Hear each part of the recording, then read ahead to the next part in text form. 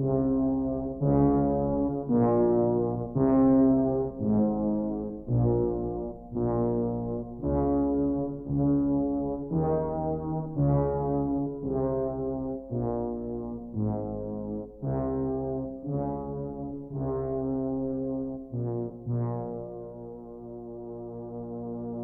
Nomads, and welcome to episode 46 of the Nomads of Fantasy podcast.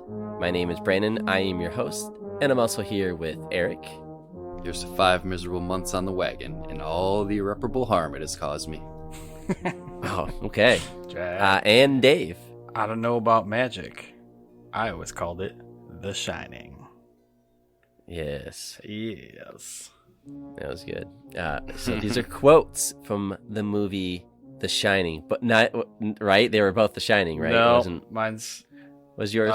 Mine's Danny talking to Abra on the park bench. I thought that was when Dick was talking to Danny. Yeah. Okay. It's your standard, there you go. Your standard mentor-mentee Shining moment, you know. So every episode we do these quotes where we try to right for the movie or whatever the topic is. And before this, we were talking about. You know, you can think of all the quotes from The Shining, but we kind of had a hunt for some for Dr. Sleep. You know, is there more to that? It's just newer movies, so you just don't have. I think, yeah. I mean, The Shining has so many classic quotes. That are you can just think of right off the top of your head. Pretty iconic at this point. Mm-hmm. Okay. Yeah. Well, anyways, we'll shelf that for now, and let's do a quick catch up. Let's do it quick because these are two long ass movies and there's a lot to talk about here. So I'll kick us off. You know what I did? I've been playing around with that FPS boost on Xbox. The Series X, yeah. The Series X, yeah, the Series X and the Series S can do this. And I've been playing like 360 games or like earlier Xbox One games. You know, so one of the games that totally blew me away was Assassin's Creed Unity. And that's the one that takes place during the... Is that the France one? French Revolution. Yeah, French Revolution. Yeah. Mm-hmm. And it was a cool looking game. It is. That was 360 age too, I thought.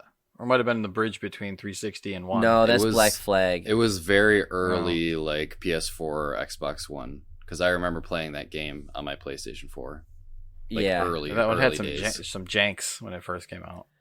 It did, and I remember picking up right after they patched it, and I thought it was great. I loved going around and exploring stuff. But anyways, I just wanted to see what this is one of those old games that got the boost. I'm like, what is the boost? So it's 60 frames a second, and it's so dense, and there's so many people, and it's so tight. The draw distance is actually pretty good. So that one blew me away. So I just wanted to just bring that up. Even go on YouTube and just type up, Assassin's Creed Unity FPS boost.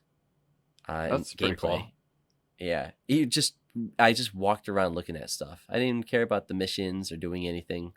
I just looked, and it was pretty cool. So, but yeah, that was it. Other than that. Any other games with the boost?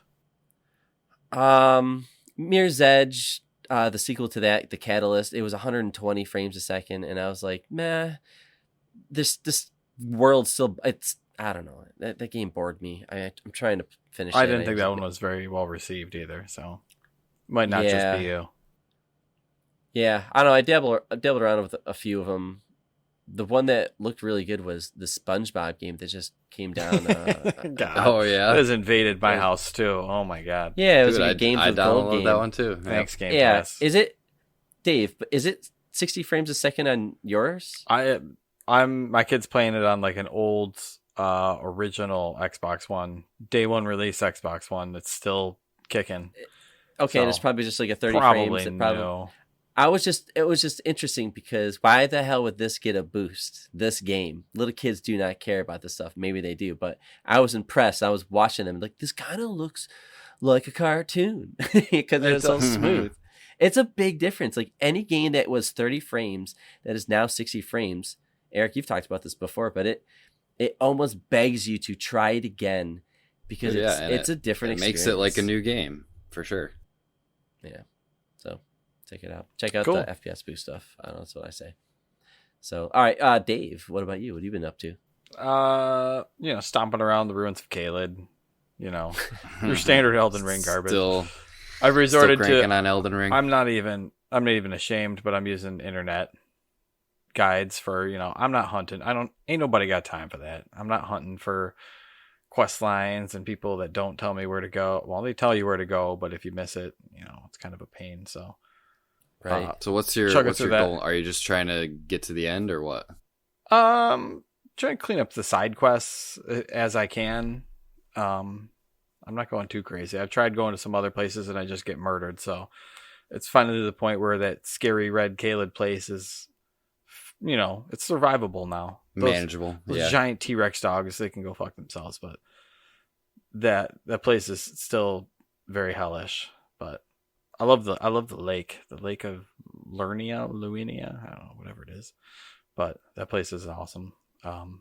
Finishing that up, but my taste breaker this week to kind of cleanse my palate and wean myself off the Elden Ring teat has been Microsoft's Flight Simulator, because they just added playing a little Flight Simulator too. They've added it to cloud streaming. I think they had it for the series models, but it was series. I think it might have been just Series X. Yeah, and they just added the other consoles to it too, which is pretty sweet. It's a nice, soothing, calming experience. They have so many airports in there that, I'm just like, all right, I'm heading to my airport and I'm going to find my house. That's exactly what I did too. I started at the Rochester airport, flew west. I followed like the expressway all the way to where my house would be. And like, it's really cool because like, obviously it uses all like the Bing map data or whatever. So it has the approximations of where the buildings actually are, but it doesn't look like the buildings, but you can tell where they're supposed to be. If you get some bigger cities are modeled and they're just that's how like stuff. Apple and Google is. Like you can see where small town where I live, it's not going to model the actual buildings, but it has the locations of where they are. So like I could tell like, oh shit, this is my street and that's supposed to be my house, even though it doesn't look like it. And I was trying to like turn and I ended up like crashing in my backyard. So that was kind of fun. It's a little flat once you get out to like, the places that aren't really nicely modeled. But I mean, I went and I flew around the pyramids. I went and I flew. Oh, that's totally tried to go up Mount Everest. I went to Niagara Falls and I just like, buzzed the tower over at Niagara Falls, which was awesome. Can we assume that in the near future we'll have almost a 1-to-1? At this point, like the graphics can only be so, like, well, graphics, but they look really good. It's using map data, so everything's fairly accurate. It's more the modeling it out and just scanning the planet and just doing if you can, a 1-to-1, because it would be really cool to explore Google Earth, like the app, but in a first-person flight simulator, and like the cockpits are all like perfectly accurate to the planes that you're flying, so you can go in the cockpit view and you can barely see out these windows. I don't know how a pilot's really doing this, but you can just fly with just the monitors and press buttons and do all sorts of crap there. But I'm playing with all the assists on, so I'm not flying dangerously. But just hold A to go and pick yourself up, and that's about it. That's all you need to do. I crashed the first couple of times, but like when you're doing they call them discovery runs, you like the pyramids or whatever, they just start you off, 10,000 feet up in the air and they're just like, all right, go fly around Cairo. That's pretty cool, dude. It's awesome. It's different. So it's a nice, calm and soothing little thing. A taste breaker. It is. From Elden Ring to flying a plane around. So, but yeah, they got all the big commercial lines, everything. So it's now on Game Pass, so you need to relax yourself. Go check it out. That's it for me. How about you, Eric? I don't have a ton. Mostly just Tunic still. I've been going through that a little bit more. Pretty obsessed with it. I think I'm at the end. So I didn't realize this, but there's multiple different endings that you can get. I'm trying to get like the quote unquote true ending. I don't really want to spoil anything. That annoys me when games do that. I mean, alternate endings are cool, but like, no, if you want to get like the real story, you could do all this other bullshit. I think it is really cool because basically you have two options. It's only two options. So you can go and fight the final boss, and if you do that before you do this other thing, you don't get the true ending. So I'm trying to do, like I said, I won't spoil what you actually have to do, but you basically have to solve this big puzzle, and that's about all I'll say. But the way you have to solve it is really, really cool. Like, I spent like an hour and a half the other day just going through. It's all in the instruction manual. I'll say that. I won't like spoil anything else about it. But like, you have to go through the instruction manual, basically like pour over it and find all these different hints and clues, and put together this puzzle, and it's really cool. That's really cool, because we were talking about our little review of Tunic, we were talking at length about how cool the menu is, like the map and how you get it, and how it's like it's not a mechanic, but it's just this cool little thing in the game. So you're telling me there is an end game purpose with it? It's not just like, it's not just for aesthetics. It's essential to the game, to getting to the end of the game for sure. So I think I'm missing like maybe 2 pages of the instruction manual. I know what I have to do to get one of the last ones, but I haven't done it yet. So back in the day, I don't know. Have you guys heard of the Star Tropics game booklet thing that you had to do? No. It was an old NES game. It was kind of like Zelda kind of thing, but you had to actually take like a page out of the menu and dip it in water, and like invisible ink would reveal on the page or something like that. It was insane. Like the shit that used to go into these instruction manuals. But that's really kind of it's cool that makes a little comeback. It's funny that you say that, because there is something like that in Tunic. Get the fuck out of here. That's cool. But yeah, I don't know. This is probably one of the coolest like puzzles that I've been trying to figure out in a game in recent memory. It's kind of like, everyone poring over The Witness a couple years ago, or Fez or something like that, trying to solve all the secrets. But there are so many secrets to this game to discover that are like hidden in plain sight, and it's really cool trying to go through and figure them all out. So hopefully I'll finish that up soon. I just haven't sat down and had the time to figure out the rest of the puzzle. I know how to solve it, but I just haven't sat down and done it yet. So that's super cool. Yeah, I've got to get that into the schedule. Be my next taste breaker. So yeah, that's really all I've been playing lately. I got a little bit of Lawnmower Simulator in there too. How long did you last in that? Just random. Because you got to start like your own. You got to start your own company in the beginning of that bullshit, and it's. My son loves it. Yeah, he's like obsessed with it, but we get bored pretty quickly. Yeah, like we get like 25% of the way through a lawn, and we're like, all right, let's play something else.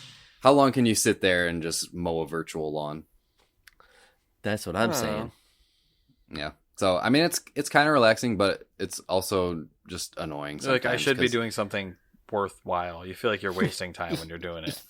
Yes. That, and you have to get like 99.5% of the lawn completed, and I went around with the weed whacker and was trying to find like the tiniest little pieces of grass that I missed. So that was pretty annoying. Wow. Sounds so stupid. I didn't even get to that part. But yeah, so that was another little thing. It was just kind of funny, but that's all I had. Okay. Nothing runs like a deer. All right, let's end this, and then let's get into The Shining and Doctor Sleep.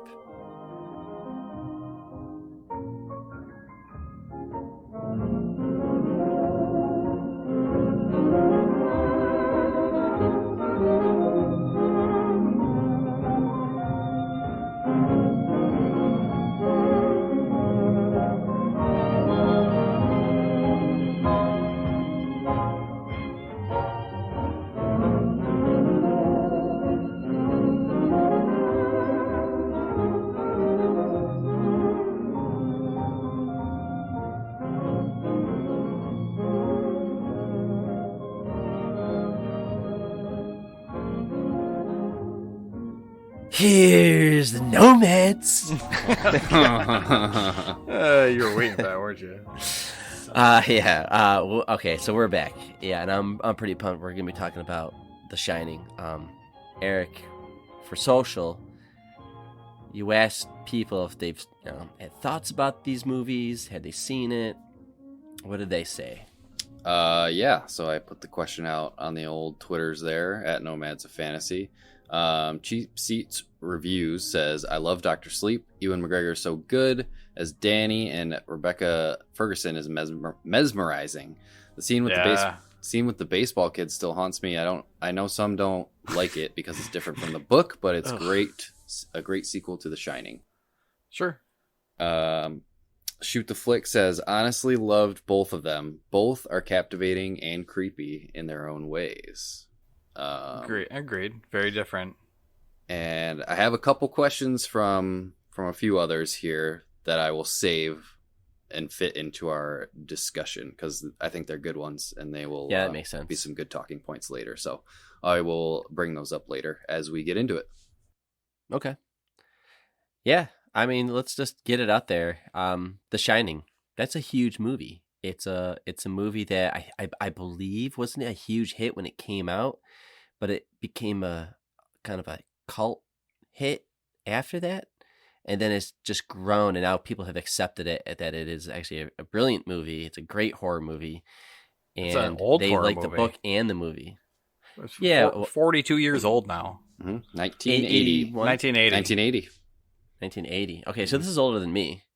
Dave's like, this is when I was born. My birthday. I don't know what it came out. But, yeah, I don't know. I wouldn't have been around to see it when it came out, but I could see how people could have mixed feelings about it because as far as like horror movies back then, are they mainly slashers? 80s got real that was just heavy starting into the slashers and stuff like that. Yeah, that's a few years into it at that point. This is one of Stephen King's first books. Well, he had success with Carrie. That was like his first, I believe, when it being brought to the big screen. But this is definitely early in his career for sure. And let's give it a quick. Yeah, Carrie is 1974. Yeah. Yep. Yeah. I mean, Stephen King's the man. Like, yeah, Stephen King and Stanley Kubrick together in a conversation. I mean, and it's some of their best work. Well, the fact that I didn't know this going into it, but apparently Stephen King does not like the Stanley Kubrick version of The Shining. I knew that. Yeah, I've heard that that's changed multiple over times time. he does not like the movie. But yeah, I mean, initially when he brought Kubrick on, like he gave him like complete freedom, or Kubrick said that he wanted complete creative freedom, and Stephen King gave it to him. But then after he saw the movie, Stephen King said like, no, he doesn't like it. But yeah, over the years, like you said, I think that's changed a little bit because the Shining movie has taken a complete life on its own, apart from the book. Absolutely right. Both the novel and the book are separate entities. I've never read the book. Have either of you read the book before? No. Okay. I do enjoy Stephen King, but that is one that I have not. Yeah. I did read up a bit on like the differences between the book and the novel, and I think the main differences are like the ending, what happens at the end.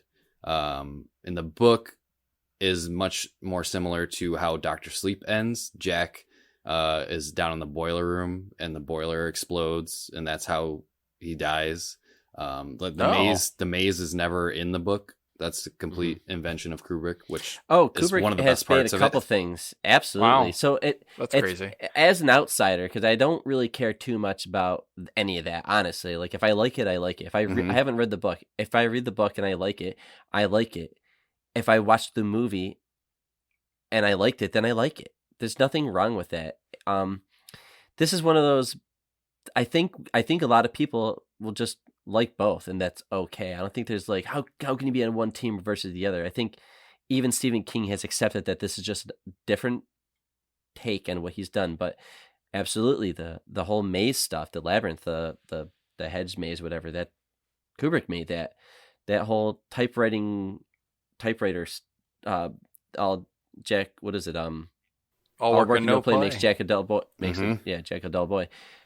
That was all Kubrick, I believe. So he added a lot of stuff. Like the hedge maze is kind of like in the movie. It's I think it's kind of metaphorical for Jack and his insanity a little bit, because you get that feeling. I don't know when you're in. I've never been in a hedge maze. I've been in a corn maze. It's kind of the same. You start to feel a little crazy running around in there though, but it's you feel trapped, like you're going around in circles. Don't know where you are. I could see that. Sure. There's tons of metaphors in this movie that Kubrick kind of, and symbolism. Like this is I feel like it's classified as a horror movie, but definitely more obviously psychological horror instead of straight horrifying scenes. There is a couple of them, especially like with the old lady in the tub. That's probably the one that comes to mind the most as like the quote unquote scariest scene, but I was never really. It's a lot of tense and anxiety inducing. And I think the music has a lot to do with that, because like there's a lot of like music. That violin, like high strings, and it was getting kind of annoying in parts, but I don't know if that's supposed to like. I'm used to it because I've seen this so many times, but yeah, I saw a really cool video on YouTube where this guy was talking about how the music in The Shining breaks a lot of the rules that you just don't do with movies. So the example was the music reacts at the same time as the actor, kind of like what Looney Tunes would do. Like I'm gonna like stretch my head to look at something with a sound like that, right? Well, so you see it when Jack is kind of flipping out and he's gonna have his first drink. He's walking down that and he's like wigging out in the hallway. He's like, the music is kicking and all that stuff, and it's matching what he's doing. There's tons of moments in this movie where the music will like do a huge build up, and then there'll be like that sting at the end, just that cymbal crash or whatever it is at the end, and it just when they kind of cut scary, to the next day. Yeah, cut to the next day. My wife jumped at that. Like I made a note. Happened, and I made a note of that. Yeah, just the build up and the hard cut. Yeah, both of them. Yeah, it was nice. It was like Tuesday. The Tuesday flashed up on the screen and had that cymbal crash, and I was like, "What the fuck?" It scared the shit out of her. It was funny. But even like the opening scene with the music, it's so foreboding, and like the tracking shot, the flyover as they're driving up. Yeah, it just sets the scene so well for the movie. I was gonna say it sets the scene of how isolated it is and like how way the fuck out there this hotel is. Which in the helicopter shot when they're coming in and Jack's driving up to the hotel the first time, like it didn't even seem like that big of a hotel, but I don't know. It's weird. It has a good silhouette for sure. And I feel like there's so many iconic shots in this movie. I don't know if this is the first movie to do it, but that helicopter shot with the car driving down the long road, I feel like that's almost like a trope nowadays. Well, so I want to actually say something here. So we talked about, oddly enough, we talked about Blade Runner, which was also a cult movie from the past, and like decades later they make a good sequel to it. But Ridley Scott and the whole changing the ending, he I believe it was the director's cut of Blade Runner. I was going to bring this up too. Harrison Ford, and the android, where they escaped into the to the countryside. That footage was leftover footage that Kubrick had from the opening shot of The Shining. Mm-hmm. Yeah, little connective tissue there. Yep, outtakes. Yeah, from that opening panorama shot were used in Ridley Scott's the original cut of Blade Runner.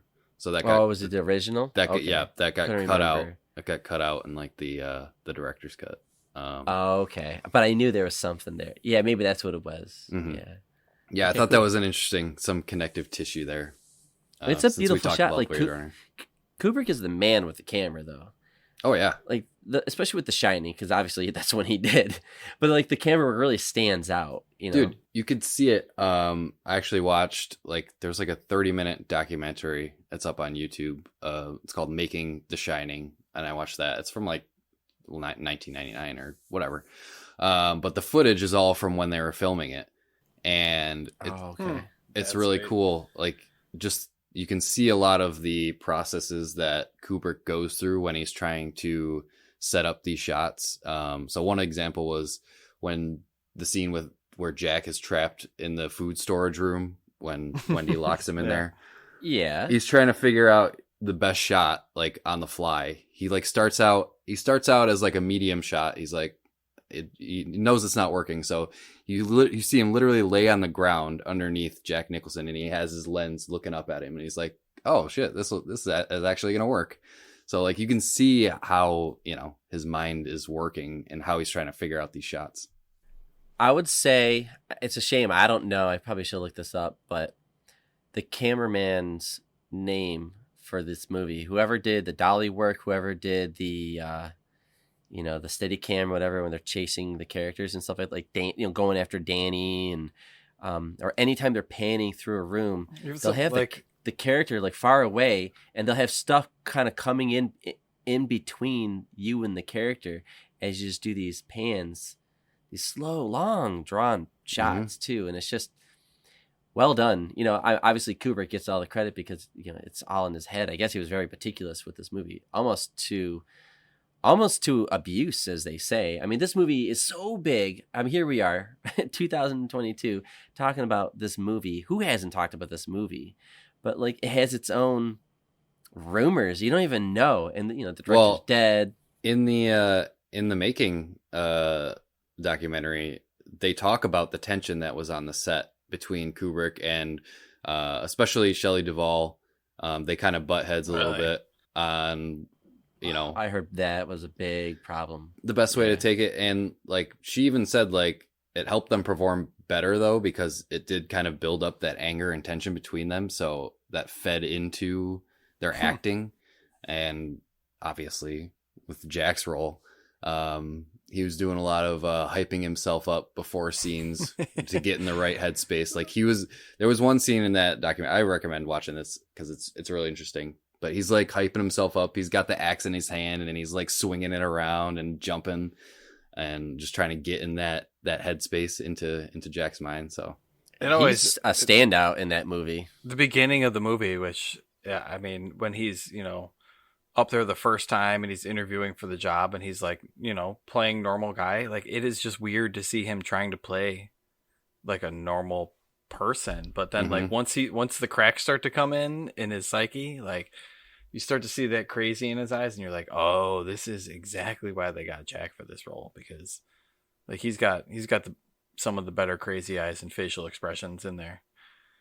Am I crazy, or do you guys remember the interview room, kind of what it looked like in the Overlook Hotel when Jack was gotten in there? Yeah. In Dr. Sleep, yes. When you know what I'm talking about? Yeah. In Dr. Sleep, when Danny was talking to the AA guy or whatever, it looked like the same exact room. They do that a lot, though. Yeah, I noticed that as well. There's a lot of reuse shots, and I thought that was cool. I mean, this is a Kubrick film that you're doing a sequel to, and Flanagan, the guy that did it, this is the guy who's been doing House on the Haunted Hill and all those other hits on Netflix, Manor of Bly Hill or whatever, all those shows. But he's doing pretty good for, I would say, a newcomer. I don't know if he's considered a newcomer, but much younger.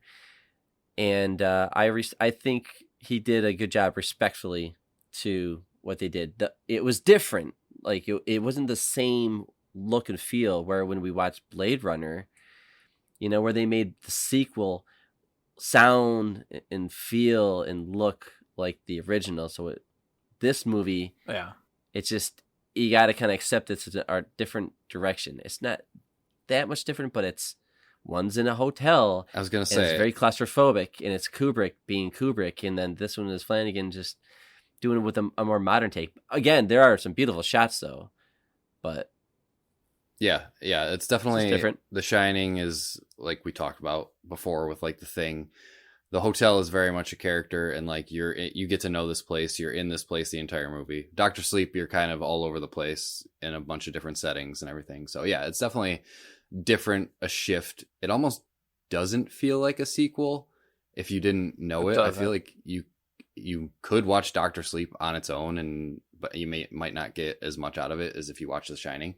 But I think that movie does stand on its own without the sequel dragging it down. Obviously, the last act of Doctor Sleep, when they go back to the Overlook, is kind of, you know, a big thing. That's the payoff. Yeah. That's the payoff at the end. But I think it does stand on its own. Sure. As a good movie. He tried to reuse a lot of like of the audio stuff, and just like, I don't know, I didn't feel the tension in Doctor Sleep that I felt in The Shining.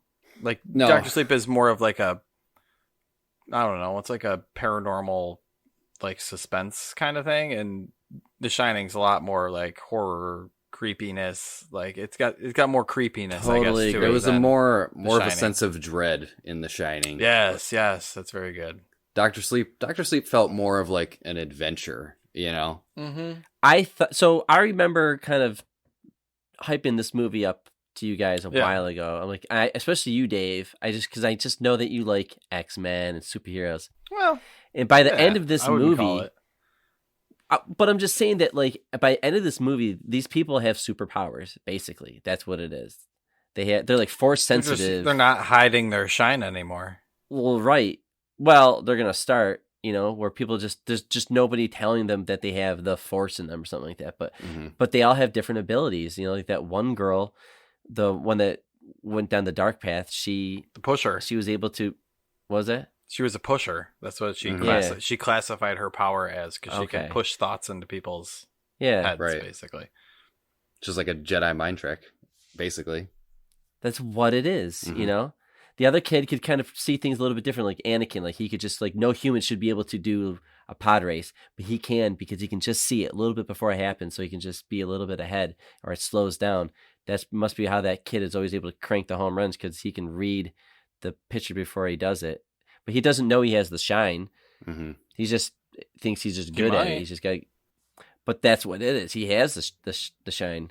Well, yeah, that was the thing. Yeah, the whole thing was like some shine brighter than others. Yeah, exactly. They definitely explain the world a lot more.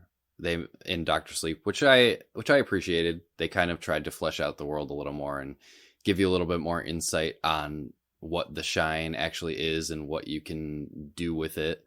But yeah, I feel like in The Shining, everything was a lot more ambiguous, which I feel like was intentional.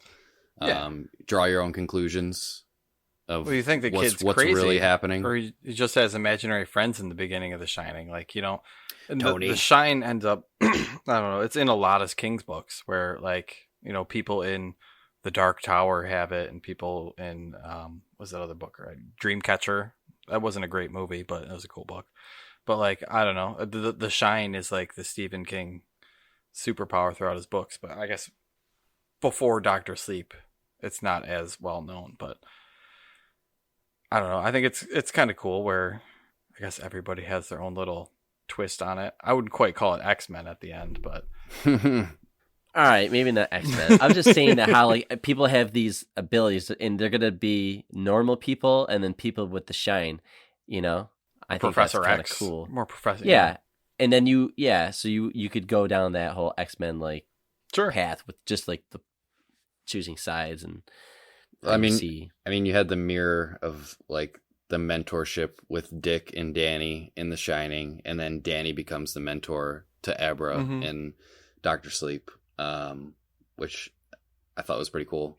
Kind of get that mirror there, and just figuring out how the shine works and what they can do with it. And that really helped. That really helped flesh out the world a little bit more. Such good carpet in the Overlook Hotel. Let's just call that out. Good pattern. Carpeting is fantastic. Even in room every 237, room was beautiful. Yes. I was like, even before you're talking about the shots, like, just, I don't know. I think the Shining had much more iconic cinematography to it. Whether like the one you were talking about, the long panning shots when they first get to the Overlook, they're walking towards the camera with the chef guy. I forget his name. But they're they're walking through the kitchen, and it's literally like a 30-second tour as they're walking through, and people are putting stuff away and packing, and like some of those shots are just it's pretty amazing what they got done in there. But one thing I noticed in The Shining, there's tons of behind the back shots of people over the like shoulder. or like, you know, just following someone as they're walking, or, you know, Danny riding his tricycle or whatever. I feel like it gives you the sense of someone's watching them, you know, because you're not seeing their face, you're following them, and you're waiting to turn a corner, because exactly. when you see the twins, like, you get that long shot down the hallway, and like you just turn a corner and like, oh shit. Well, they do that 3 separate times, like, and like I haven't seen this movie in a couple of years. I'm like, is this the scene where we see the twins? Is this the one? Because there's a couple different shots of Danny riding his tricycle around the hotel. I was like that. He sees them early in The Shining. Like, their people aren't even more out of order than I where like he gets these sights like out of nowhere. Basically right away. Yeah, basically right away. Yeah. But I'm assuming that because not everybody's out of the hotel yet, like, does he know that they're ghosts? Does he think that they're just creepy kids in the hallway? I don't know.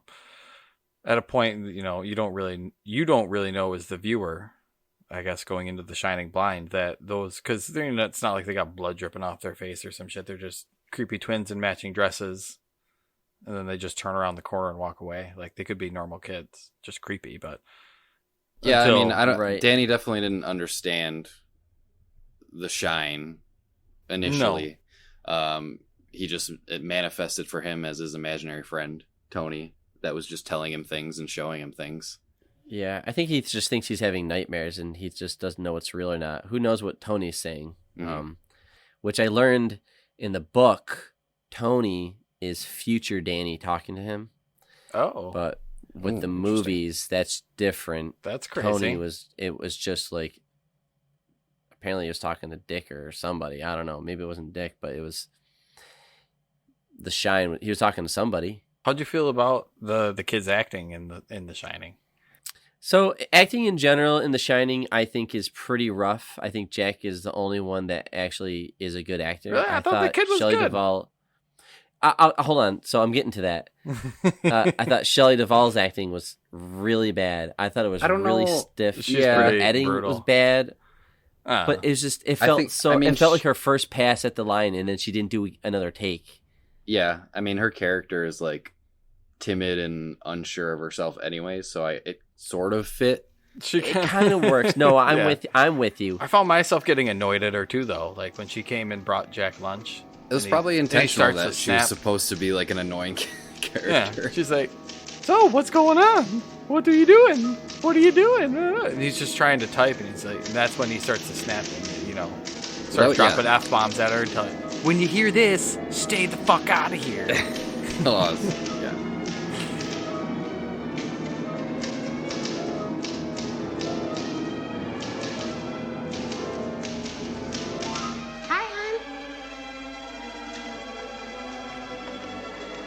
How's it going? Fine. Get a lot written today? Yes. Hey, the weather forecast said it's gonna snow tonight.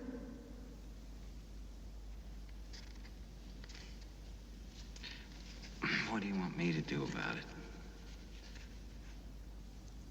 Oh, come on, hon. Don't be so grouchy. I'm not being grouchy. I just want to finish my work. Okay, I understand. I'll come back later on with a couple of sandwiches for you, and maybe you'll let me read something then. Wendy, let me explain something to you. Whenever you come in here and interrupt me, you're breaking my concentration. You're distracting me. And it will then take me time to get back to where I was. Understand? Yeah? Fine. And we're gonna make a new rule. Whenever I'm in here, you hear me typing. Whether you don't hear me typing, whether the fuck you hear me doing in here, when I'm in here, that means that I am working. That means don't come in. Now, do you think you can handle that? Yeah. Fine. Why don't you start right now and get the fuck out of here? Jack Nicholson wrote that scene. Did he? He added that scene. He wanted to do that, which is interesting Awesome. because You can even see his annoyances, like even driving up to the hotel with like the kid in the back seat with no seatbelt that's just like hanging out in the front, like leaning between the seats. Like, oh, the 80s. Well, it's all smoking with your kid. I feel like they were kind of telegraphing that because, I mean, they say like he was a recovering alcoholic. He 5 months sober, so you can tell abused his kid a few years earlier than that. Right.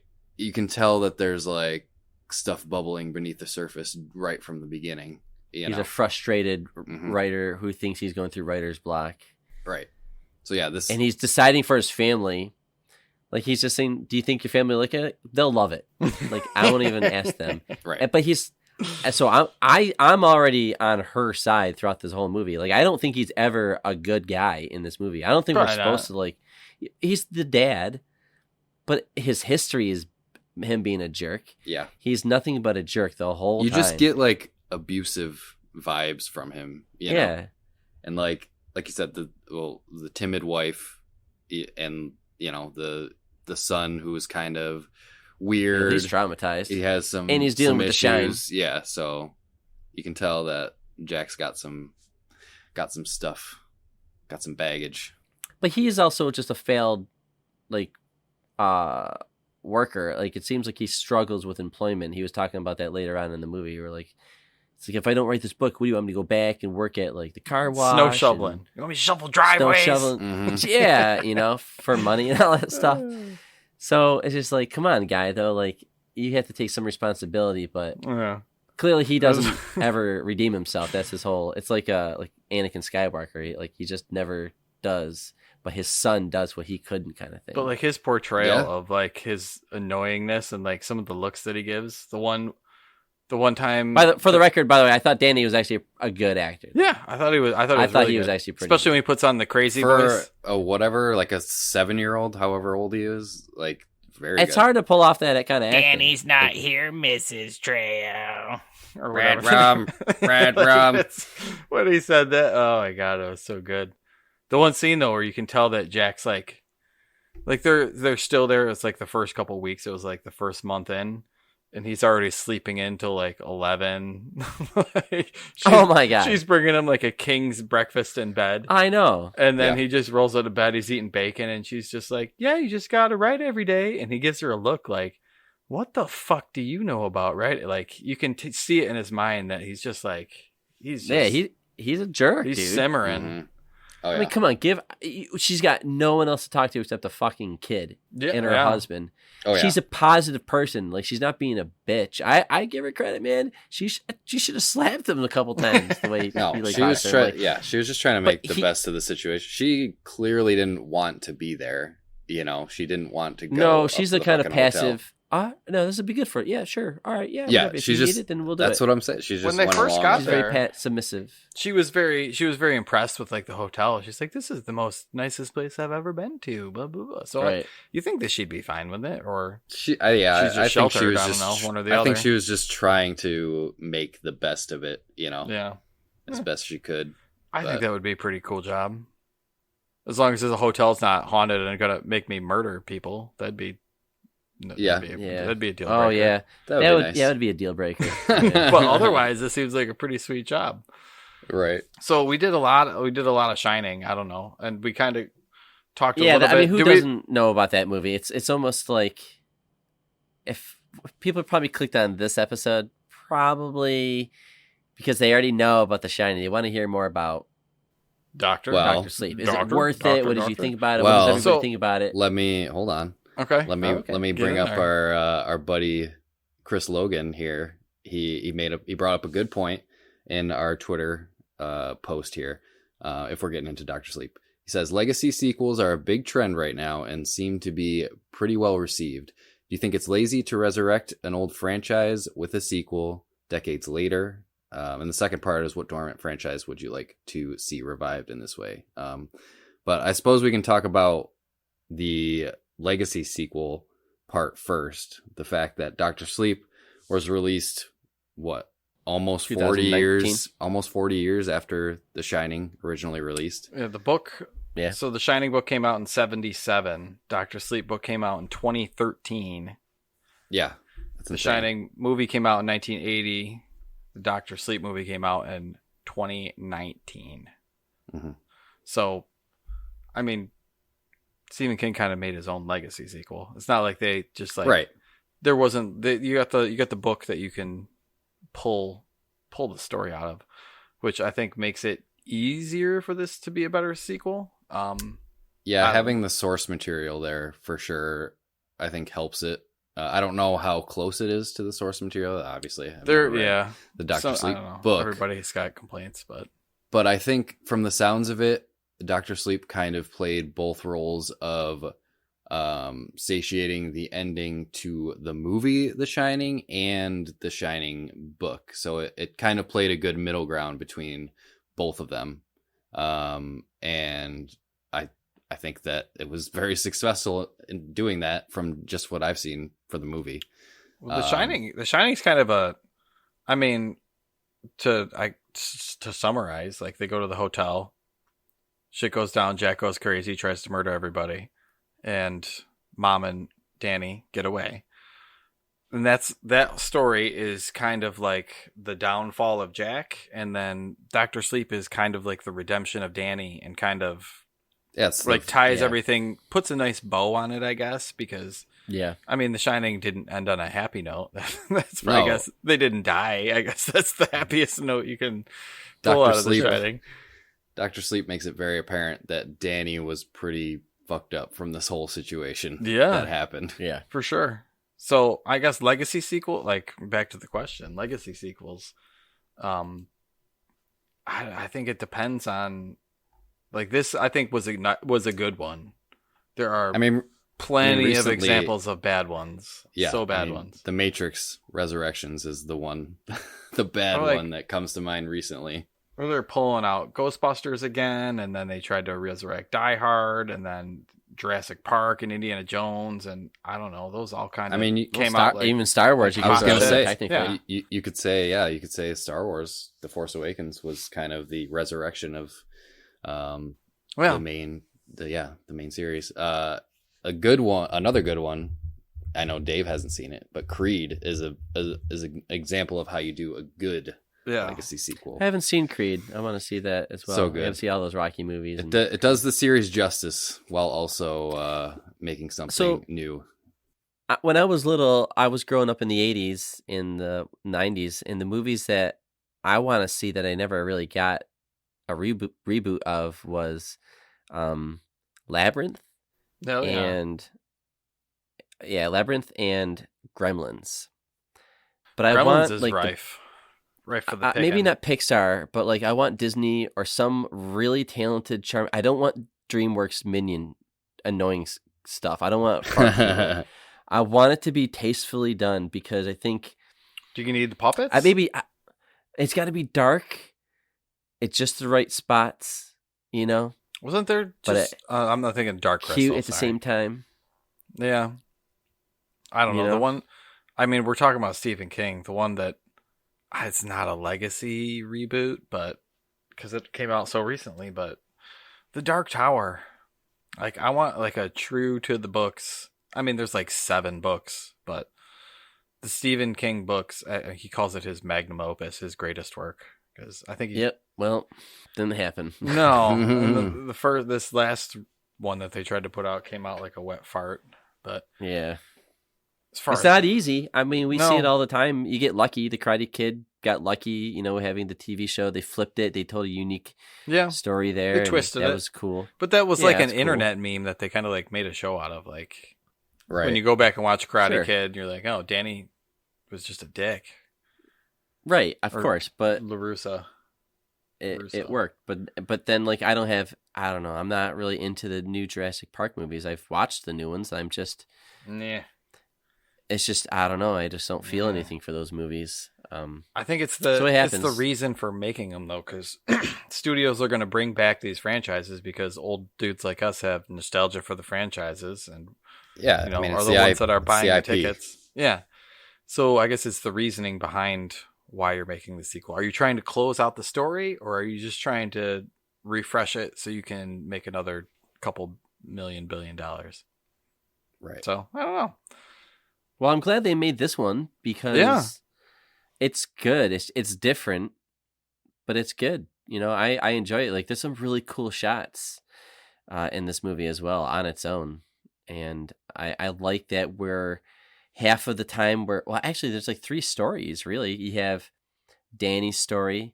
Then you have these Shine vampire. They're the cult. They're called the Knot. The cult. The Knot. Mm-hmm. Yeah, the Knot. And then you have Abra, Mm-hmm. her whole story. So those like 3 storylines, and then they all come together. Yeah, I wasn't exactly sure like where none of us have seen this one before this, have we? I've seen it. No. This Okay. was my second time. Okay.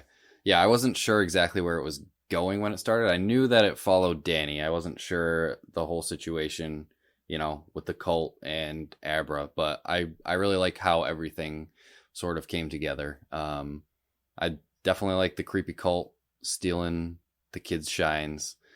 Even though I feel the baseball kid scene was probably one of the toughest scenes in a movie that I've watched recently. Yeah, that was nasty. Like, I don't know, man. I was almost kid like put it on. in tears, like watching that. It was very hard to watch. Watch the for little me. kid beg for his life as he's getting his soul sucked out by fucking Yeah. vampires is not the lightest subject. Like, But they're they just were stabbing torturing him. Yeah, Well, because the like, fear because and they- is what Yeah, they the more get. pain and fear you have, the more the better it tastes. And makes it more. so I was makes it thinking more about potent. this, Yeah. like, why kids, right? Like, why they keep targeting kids? But then I kind of learned. Well, they kind of say it that there's less people that have the shine, or they're untapped because a lot of people are like drunk or putting on pills. They think there's something wrong with them, so they're blocking it or they're subduing it some way. But kids are pure. And they're Mhm. not holding back, really. It's like the little girl, Abra, when she put all the forks and spoons on the ceiling. She was just totally untapped. Same thing with Danny when he went to the Shiny. The hotel is straight up evil. And again, even though there's people with the shine and there's also people with the cult ability out there, there's also like haunted places out there. Apparently, like in a Indian reservation graveyard kind of thing is also a thing They of this feed world. on the shine. Basically, Yeah, anything like a Dick says it. The darkest things are the hungriest, and they'll swarm anything that shines. Oh, that's a good quote. So yeah, basically, it's the dark and the light balanced. The dark things will seek out the things that shine the brightest, which I thought kind of put it in a good perspective. Was always just pictures to me. But I didn't shine like you. Nobody shines like you. So you, in that damn hotel, you was like a 1,000,000-watt battery all plugged in. And it ate it up. You made it real. Started as soon as you walked through the door. Can't do nothing about that, I'm sorry to tell you, but you're not a child. You're older now. Much older in a way. You gotta hear this. World's a hungry place. And the darkest things are the hungriest, and they'll eat what shines. Swarm it like mosquitoes or leeches. Can't do nothing about that. What you can do is turn what they come for against them. But yeah, even Rose says it Yeah, I to was gonna Danny, say that. like, how did we miss you? You know, but Rose the Hat. yeah, Yeah, which was fantastic. apparently as you get older, your shine kind of gets diluted a little bit more. Yeah. With life and everything that comes with, you know, being an adult. And obviously Danny's had a rough life, so I'm sure he was trying to suppress his shine for most of his life by hitting the bottle, you know, recovering alcoholic. So it's kind of how his way of dealing with it. And it's cyclical with the Jack's alcoholism and everything. And he brings that up in his AA meeting. It was a weird thing. I read it somewhere, and I don't know if it's just a theory or if it's not, because when, you know, they go back to the Overlook in Dr. Sleep, they're kind of using it as a trap to catch Rose because they know she's going to try and murder them both. But he goes to the bar and ends up talking to his dad, which, you know, they have a little back and forth. But I've seen people say that Lloyd, the bartender in The Shining, is Jack's dad, and that's just kind of like how the ghost is There's some messing with you, theories. or stuff like that. Which I mean, that sounds cool. Yeah. I don't know that, but you know what I did notice is that again, man, I'm talking about Blade Runner here again, but the dude who was making all the replicants. Thank you, replicants. Yeah, the guy who made them all, the main guy who they kill at the end, crushes his head. Yeah, that actor is the same actor as the guy who played Lloyd, the bartender. Really? He's got like a cool weird. Like you can tell he's got like a weird sinisterness to him. Like with I didn't fact check this, but I was like, I'm 100% confident it's the same guy. The internet will let you know. Okay, I wanted to bring this up because I wanted to see. I mean, there's tons of theories around this, but the ending of The Shining, when we see Jack's picture and he's like in the old picture from 1921. What is the implication there? It's just his soul's trapped there. It eats souls. That's all it's doing. It's just it's a vengeful, evil place. So there's that, and that Or is it his dad?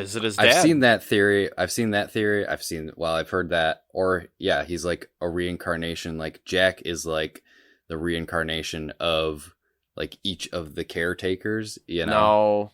No, I don't know. No. There's plenty of theories out there of like why. I like the soul eating hotel. I like that one. That sounds way cooler. Well, they even are aware that a family has. They told him like, "Hey, Jack, before you take the job, I just feel like you need to know." That's a weird interview thing to say too. What the fuck? I know. I probably should have done this over the phone. I was thinking about that. Like, you should have told him this before he drove 5 hours out there, or whatever it was. Probably longer than 5 hours. Basically, you're in a job interview, and he's being like, "Oh yeah, this job you're gonna take. Somebody went crazy and murdered their family with an axe." Right. Guess what? A freaking triple homicide and suicide happened here. Oh yeah, just thought you should know. Well, before I turn you over to Bill, there's one other thing I think we should talk about. I don't want to sound melodramatic, but it's something that's been known to give a few people second thoughts about the job. I'm intrigued. I don't suppose they told you anything in Denver about the tragedy we had up here during the winter of 1970? I don't believe they did. Well, my predecessor in this job hired a man named Charles Grady as the winter caretaker. And he came up here with his wife and 2 little girls, I think about 8 and 10. And he had a good employment record, good references. And from what I've been told, I mean, he seemed like a completely normal individual.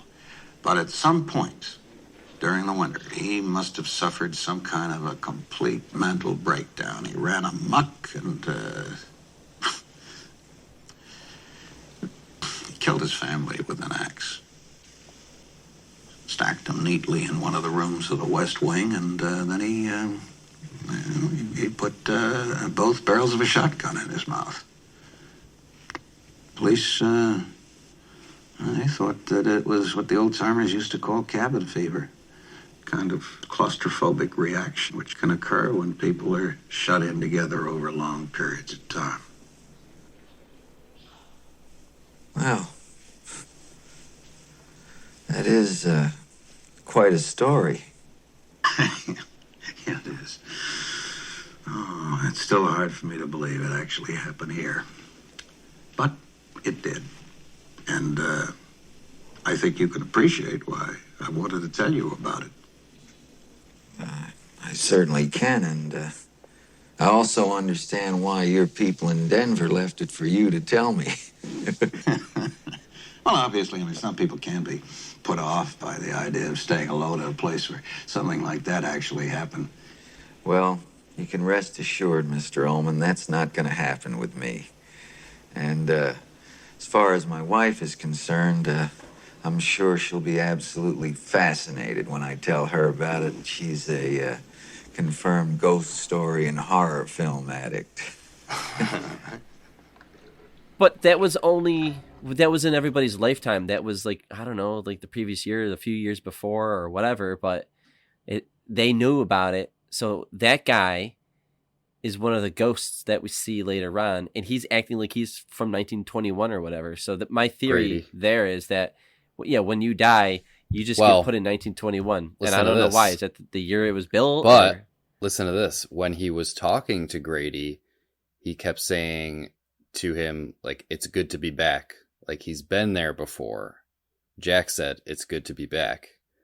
So that implies to me that, and he said during his interview or whatever, I think it was during his interview, he said like, or it feels like I've been here before, as soon as I walked in, it feels like I've been here before. I know all the hallways and everything. So how the fuck does he know Lloyd's name? He just talks to the bartender like he knew him. And yeah. So that again makes me think that there's something else, I mean, like if this soul in Jack has been like reincarnated multiple times, and he always ends up at the Overlook. I like that. Or if you go with the Kingverse theory, where everything's connected, and the monster that is in it is like Pennywise, old as the thing that created the thing that manifests into Pennywise, but the thing that is like the thing itself, the creature itself, is old as shit, right? And it's influencing all the stories of the King movies, and that's where all the evilness comes from. It's because from this pure evil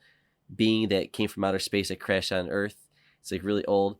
That's the creepy. theory, is that what if this is one of those things that's part of that thing? Like it's just like a little part of that creature from it, and that's what's making this haunted hotel.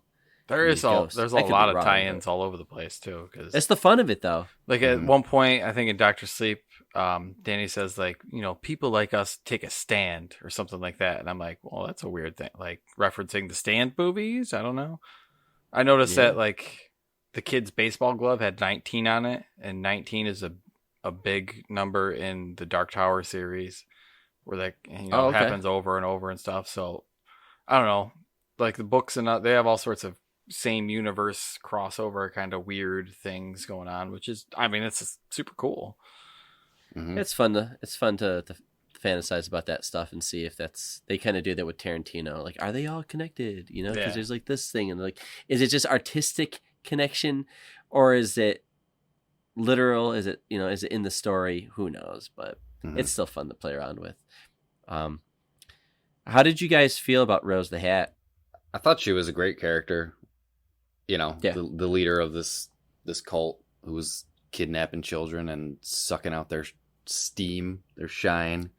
We just talked about villains last episode. Dude, I was gonna say Rose the Hat, honorable mention here for one of the best villains. Like well, we didn't have many female villains last episode, I know. So we just talked about a bunch of dudes. I picked Gladys, but she was a robot, and now I'm looking at her and I'm like, damn, Rose, you're the very beginning of that's a good word for it, because you see her in the beginning of Dr. Sleep, like not in trance, but she's very charming when she gets the kid to come near her, and then they all end up swarming the kid and sucking her soul out or whatever. But like she's, I don't know if it's just the hat, Dave. It is the hat. There's a four non-blondes reference to be made here.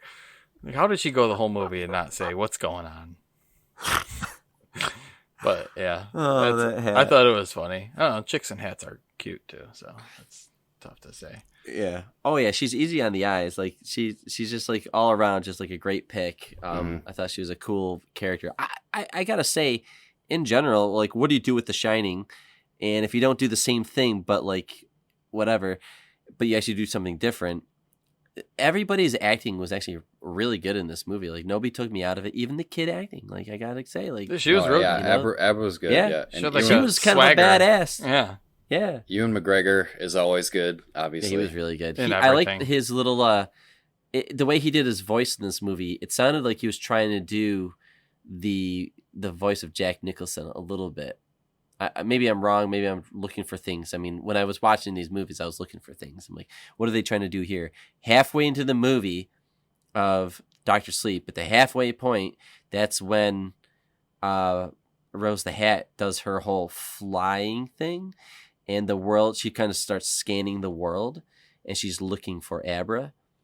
That was really cool. But that was at the halfway point. You know, I try to look. Dude, for I loved all things. of those like mental scenes where they're kind of like battling in each other's minds. Yeah, it's cool.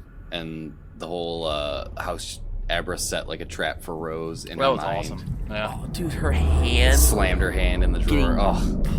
Oh my god, the horror, body horror there. Yeah, it was so good. Keep sleeping, princess.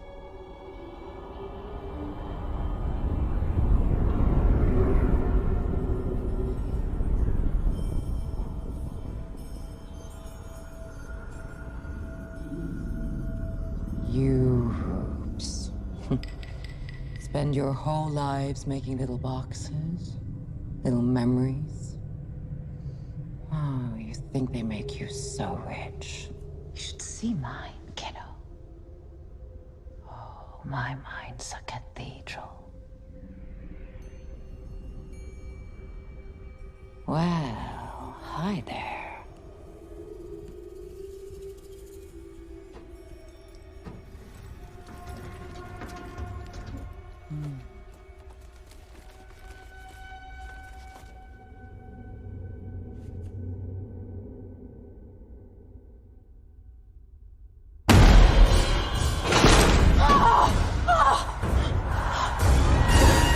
You said you'd come back. And you did. Good. Get back! Get back! Oh, you're just a fucking child!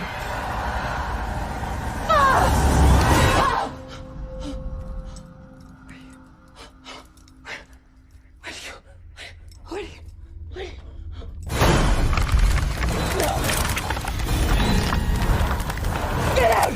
Get out! Get out! Ah! Ah!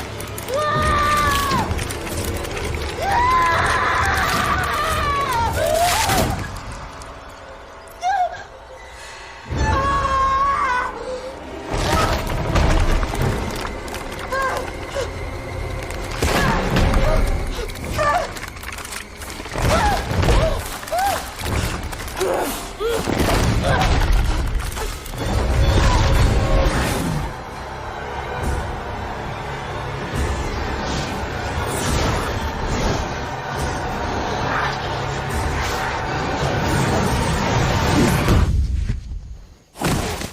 But yeah, just the standoff between Rose and Abra throughout the whole movie, I thought was really good. It's good rivalry, and I feel like Danny's just kind of like almost a middleman there because Abra is kind of cocky. She wants to go after Rose on her own, but Danny kind of tries to talk some sense into her and make an actual plan out of it.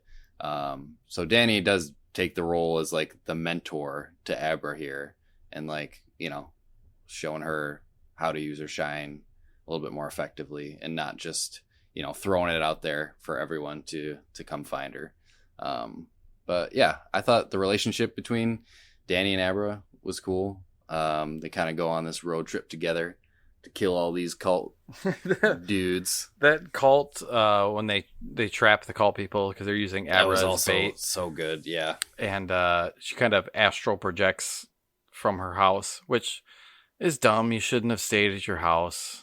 Like, if you're hiding from vampires, don't she should have gone sit in your kitchen. anywhere. Yeah, Yeah. anywhere. But I don't know. As like it's not an homage, but as a follow up to it, like they used a lot of the same shots, which was cool. They used a lot of flashbacks, which was cool. I did like that they recreated some of the scenes from The Shining. I thought they did a good job of it too, and good casting for like Danny and Wendy. Oh my god, the mom that played Wendy, so good. So good. And the scene where she's like cowering in the bathroom when Jack's knocking so on the door. good. I thought that was like the scene from The Shining, and I'm like, oh shit, no, this is the recreation. Yeah, dude, really, I got to give him credit on that as well. Nice attention to detail there. I don't know if like the recreations, like, I don't know if it was the audio cues or stuff like that. The fact that Dr. Sleep is more of a suspenseful movie and not horror-y, I don't think like the reusing of some of the audio played as well, like because it's got that build up and stuff like that. There wasn't that tension of the hotel, like we said before, but Totally agree. mm-hmm. Yeah, because you see what the bad guys are doing in this one. Like you don't know Right. what the hotel's up to with the first one. Oh, it's true. You don't know what Jack's up to, and you don't know if he is the one that's tried to strangle Danny or if it was the woman in the room kind of thing. Yeah, I think it was the woman in the room. It was, yeah. Now we know. Now we know that she's a bigger character to the point where like she's even alive still somehow. Now she's haunting the creepy old Abra naked lady. Yeah, she's about to get. Yeah, and then Abra's like, and that's how it ends. Well, she's not. She's never been alive. She's always been a dead ghost. But like, why her? Why is she chasing after?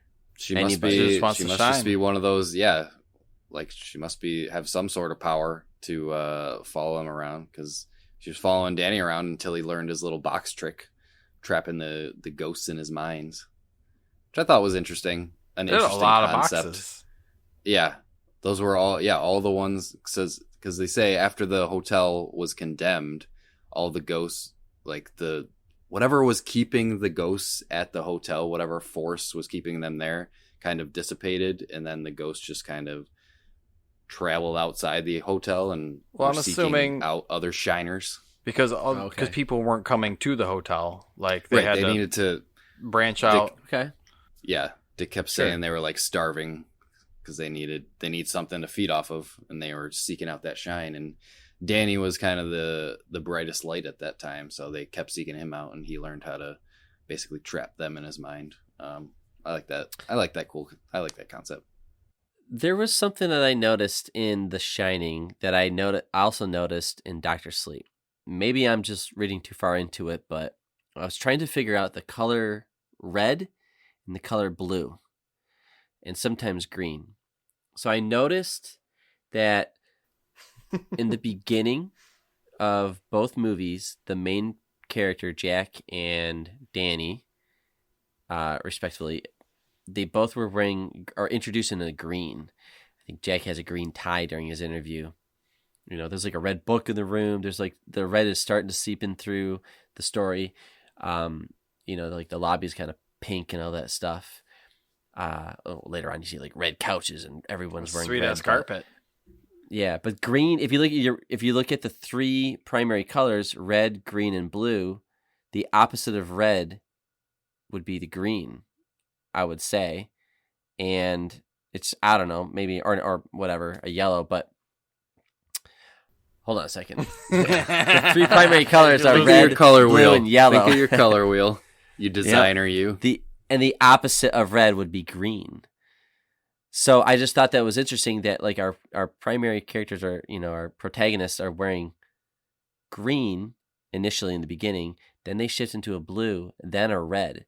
So when Jack starts going crazy and he gets a drink, that's where the red starts to take over in the movie. Now we see it, splashes of it with like the blood coming through the elevator, and it's on, I don't know, like the teddy bear or the whatever that's next to Danny in the beginning. He's got like a red mouth. And the red is subtle, but it gets really heavy later on. Same thing happened in the second movie. By the end, you'll even look at what they're wearing, and it's almost mirrored. And I think they tried to mirror a lot of things in the second movie. But Danny's outfit is the same colors, but it's just a different version. It's like a different mix of those colors. Danny had basically the same exact outfit as Jack at the end of the movie. He had the plaid shirt with the jacket over and the jeans and the boots. Like it's the same exact. Which makes me wonder. Maybe your theory is right, where like it's like this cyclical thing with this family. It's all a cyclical thing. It's like he's turning into what Jack was, but he just ends up breaking it. But maybe I don't know. Maybe he gets the same axe. He gets the same limp after getting stabbed in the leg. His whole, I think he did want to go back to there, but like you said, we see Danny get taken over by the hotel, and he kind of turns into like the Jack version of himself, where he's trying to kill Abra with the axe, but he is able to fight it back because he has the shine.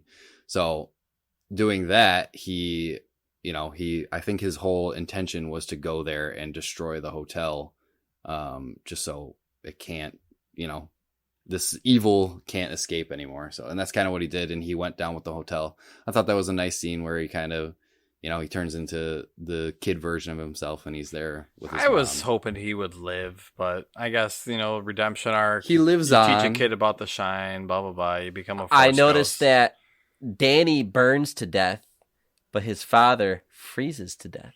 Ooh. Oh, wow. Again. What is that? Just a note. opposites. If you puncture an artery, the main artery in your leg, you're not going to be running around the hotel. You're going to be dead in about a minute. He just said, yeah, he's fine. But Rose jamming her thumb into his fucking artery in his leg. That was nasty. Right. What did you think about the Dr. Sleep stuff with actually being Dr. Sleep, where he's going up and down, the hospice? It was nice. Facility. I thought it was nice that he found a purpose. Like, yeah, he cleaned himself up. Cool. He got into AA. Like, he found a good way to use his shine to, like, actually help people and stuff like that. So. The cat is another magical being in this universe where, like, some cats can tell when somebody's gonna die. Crazy. That's a thing, though. I think that happened in real life. Cats can smell like the micro something sense on you when you're gonna. Yeah, some other sixth sense type of thing. But yeah, I like the Dr. Sleep concept. I was wondering, like, going into it, like, what is Dr. Sleep? And then when I got to that part, it was cool. I don't know. I wish Dr. Sleep had been a little more, like, it was rated R, wasn't it? I feel like it had to be. I wish it would have been a little, like, harder of an R. Like, I don't know. Like, the bad guys, like, they were almost likable at a certain point. I mean, yeah, they're going around murdering children and stuff, but I don't know. They had a certain charisma to them. They're charming. They're suave. They're confident for sure. But a little bit cocky, arrogant. I don't know if I want their downfall. Yeah, more gore, more it's their downfall ultimately. More scariness, more. I don't know. I think it was for me. It was I don't know if it needed to lean too much more into horror. I feel like these movies aren't necessarily. I feel like I wouldn't classify them as either of movies. Not even The Shining. I mean, you could argue. I feel like it's more of like a psychological thriller. Both of these. Today, I would say The Shining is a thriller. Yeah. I don't Maybe think so. the first 20 years of my life, I probably would have called it a horror.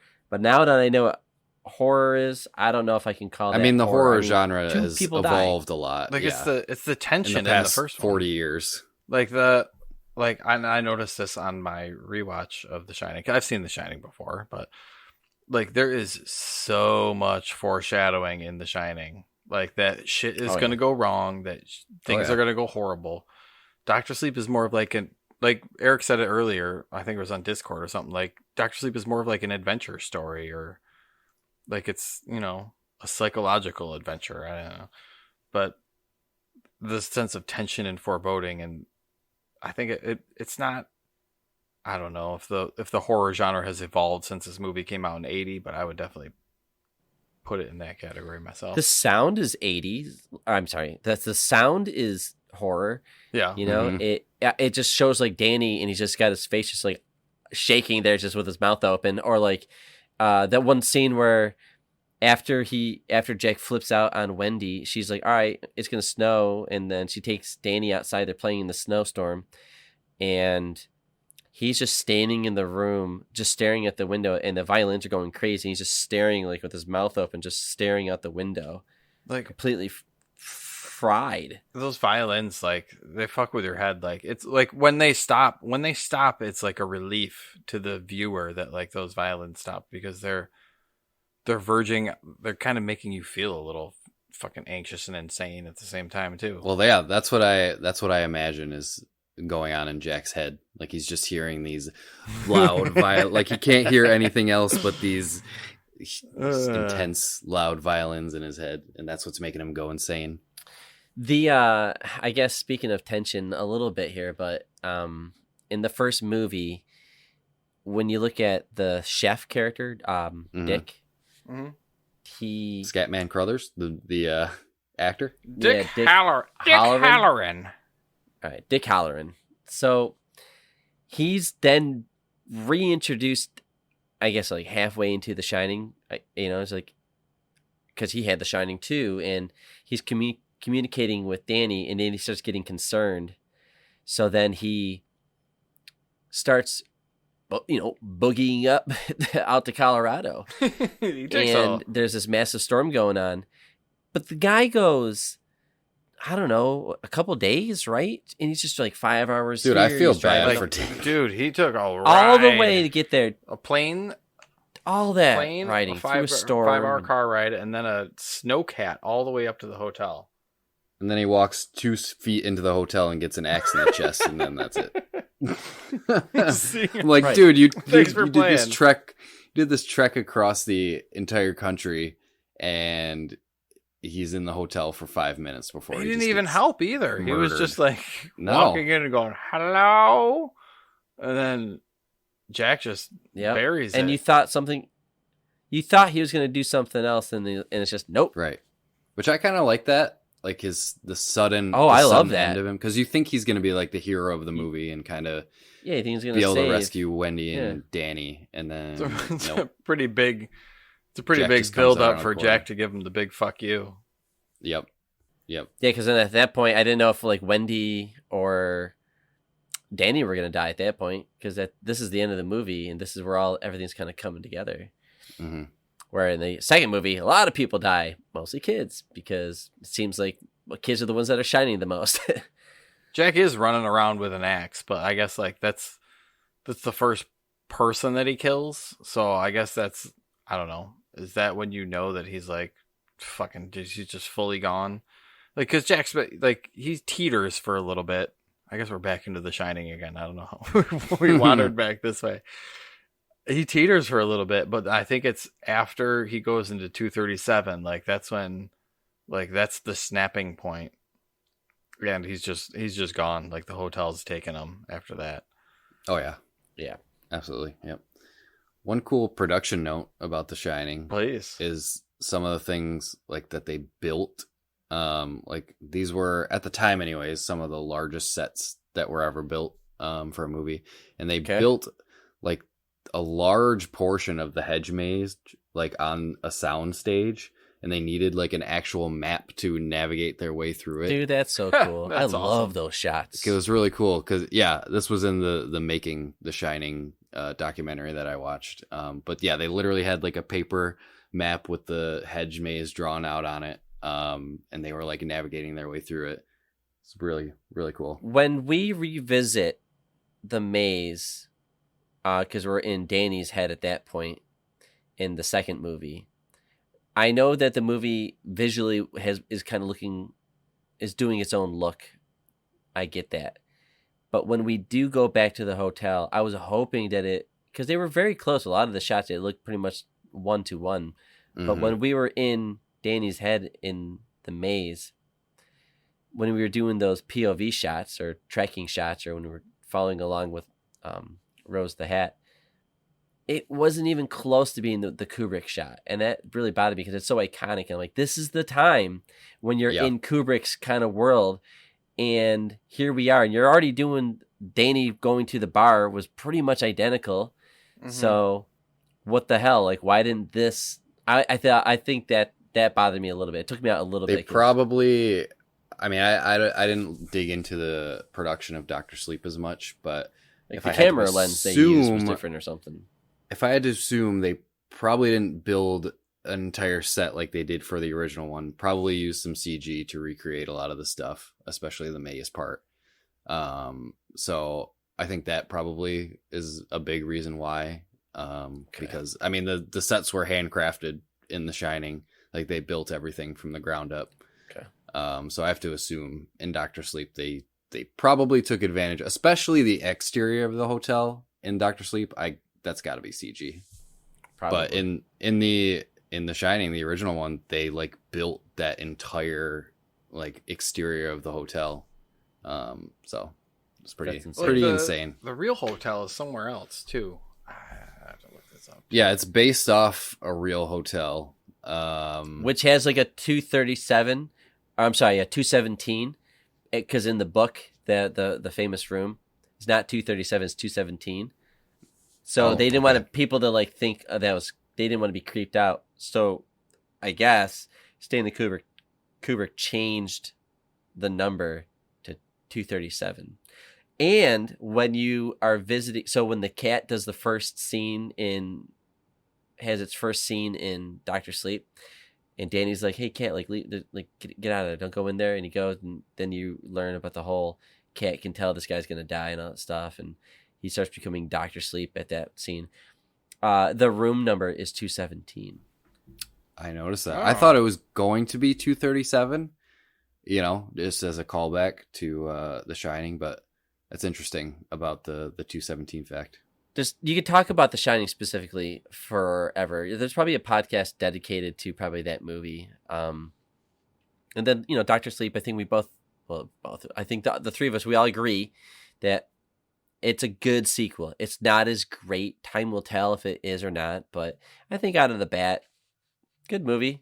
I think they did a great job, with casting and not ruining the story. I mean, it's also based off of King's other book. He had a book, so there was a source material to go off of. But overall, they didn't fuck it up.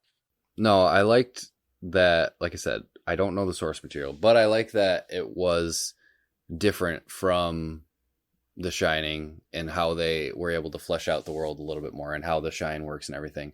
I thought that I wouldn't like them going back to the Overlook just because that does feel kind of fan servicey. Like, oh, look, we're back at the hotel, look at all this stuff. Oh, here's the axe. Oh, here's where Jack, put his axe through the door in the original movie, all that stuff. But I feel like it worked. There was a purpose that it served for the plot in Dr. Sleep.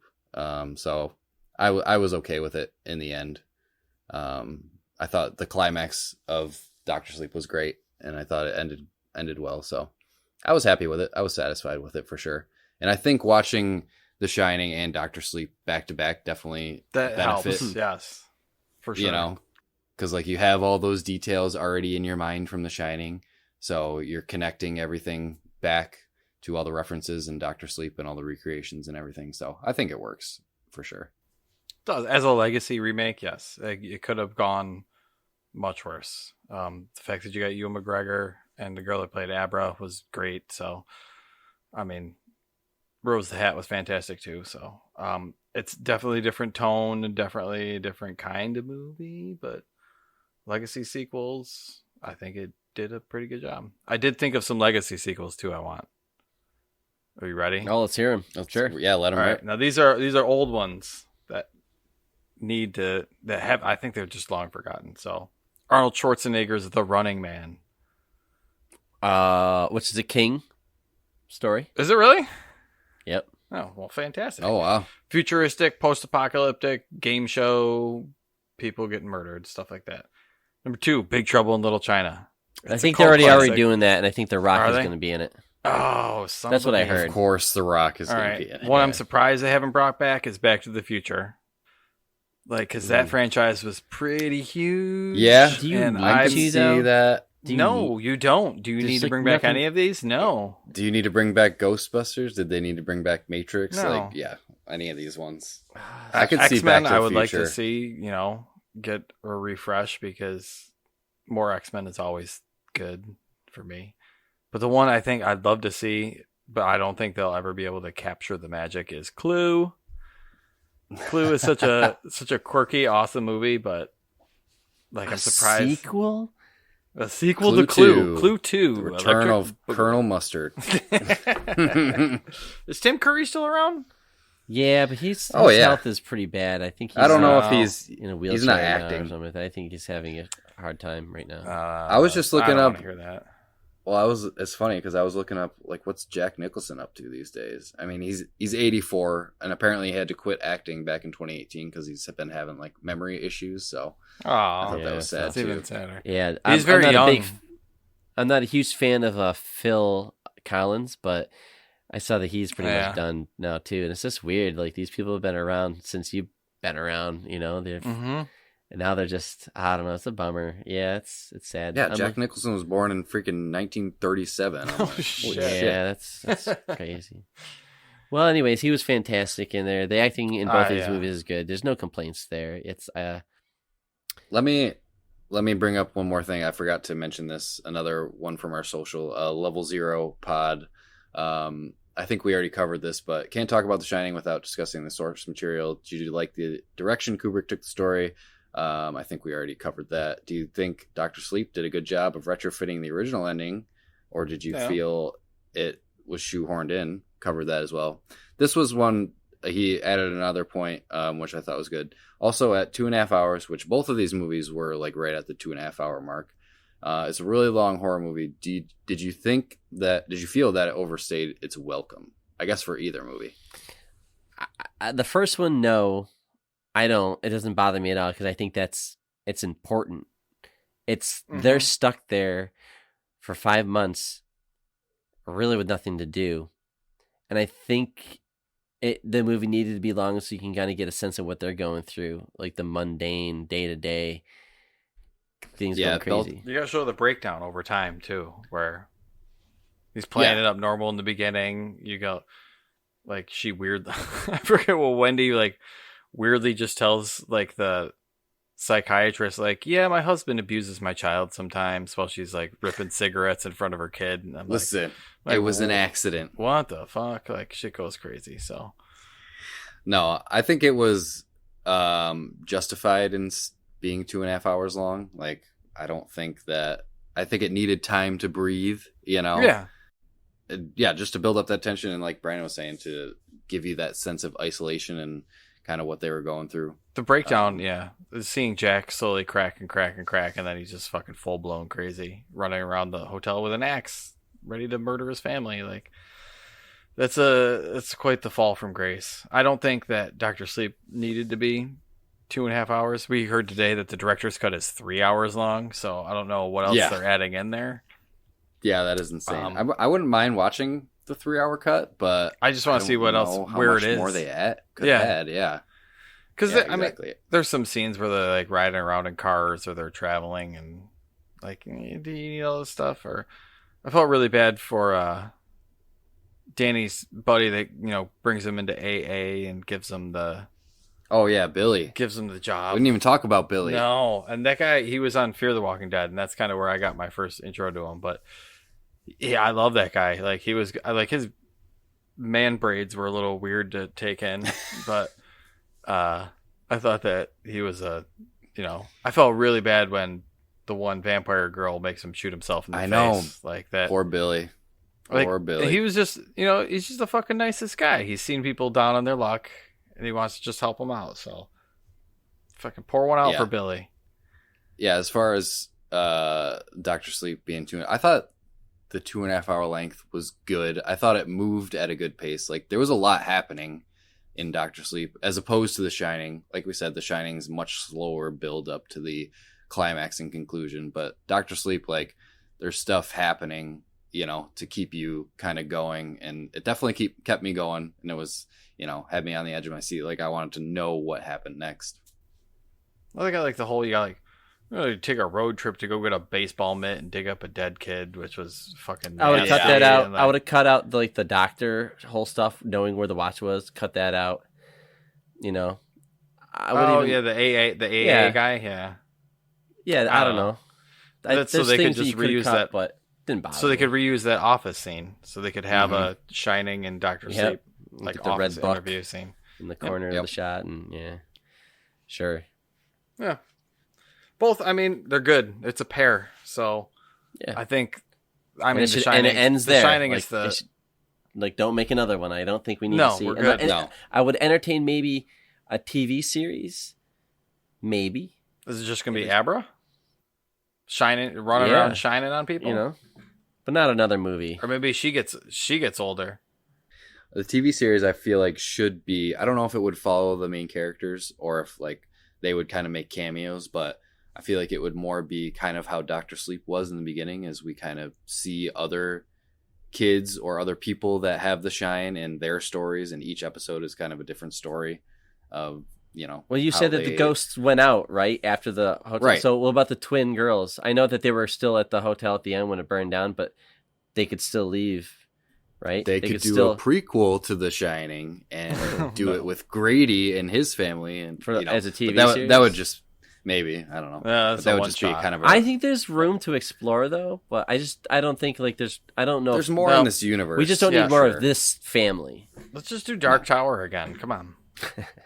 Straight from the books. No fucking around. Just I think movies. There's a TV show for that though. Blade Runner and Blade Runner 2049 were like the, I feel like this is like the same thing for me. The Shining and Doctor Sleep, like original cult movie, a classic, remake, very good, very, very good.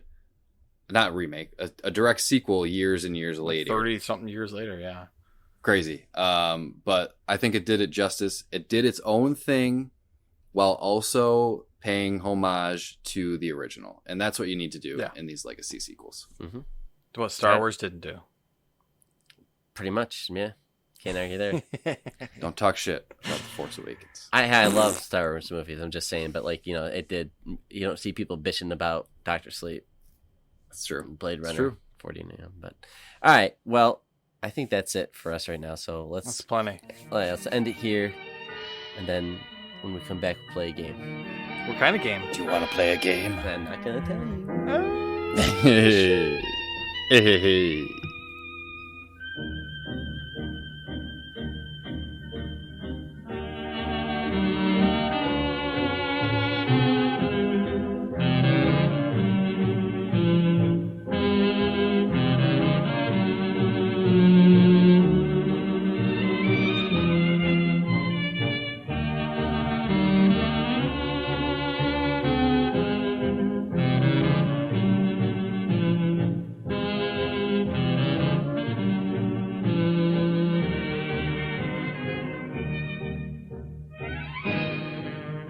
We are back, and it is game time. Cool. I'm busting out Metacritic Mayhem, Stephen King edition. The revival. Nice. Yeah. I haven't played this one in a while. I mean, how could I not do this just because Stephen King has just written so much content, with all of his books, and he's still doing it, so I thought this a lot of the adaptions of his work are very mixed reviewed, so I'm kind of curious to see how this is going to roll out. Well, exactly. He's kind of perfect this for will be this. good. So. Okay, gentlemen. Do we have to, are we going back and forth and then we're guessing numbers for movies? Is that how we play? It's been a while. Sorry. I just want to go first to 3. It was a long episode, so I just want to go first to get whoever's 3 the correct. Whoever's closest to the Metacritic number gets the point. You guys are going to take turns guessing the number to kick us off. Yes, you're going to guess the number based on the movie that I tell you. So, but to start it off, we'll go with, what's in my head. First one to get that, the closest to that goes first. I'm using my shine. It's a 3. No, it's not. It's a 6. It's a 4. Oh, that was close. That was close. You got it. That was close. All right. So, Eric, you're starting off. Let's do it. I went to Metacritic, and I'm going to start off with the first movie that he did, Carrie. Ooh. Carrie. Ooh. Okay. I've seen this movie one time, a long time ago. If I had to guess the Metacritic score on Carrie, I would guess a 79. All right, Dave. It's one of the earlier ones too. Don't do The Shining because I think I saw The Shining. I'm gonna say, would you say 79? I did say 79. I'm gonna go 75. I think it's lower than a 79. So you said 75. Eric, you said 79. Mm-hmm. Yes, sir. It is 85. Oh, yeah, nice. Yeah. What year did that come out? Oh man, that was in the 70s. I think it's 1974 or 6. Yeah, 74. Okay. Huh. All right, so this I don't question think 1. I've seen that one. All right, here we go. Next question. Next movie. The Running Man. Oh. Mm. This one's on me, huh? The Running Man. I think like that's classic 80s right there. And I think it aged well. I'm gonna go with an 83. Interesting.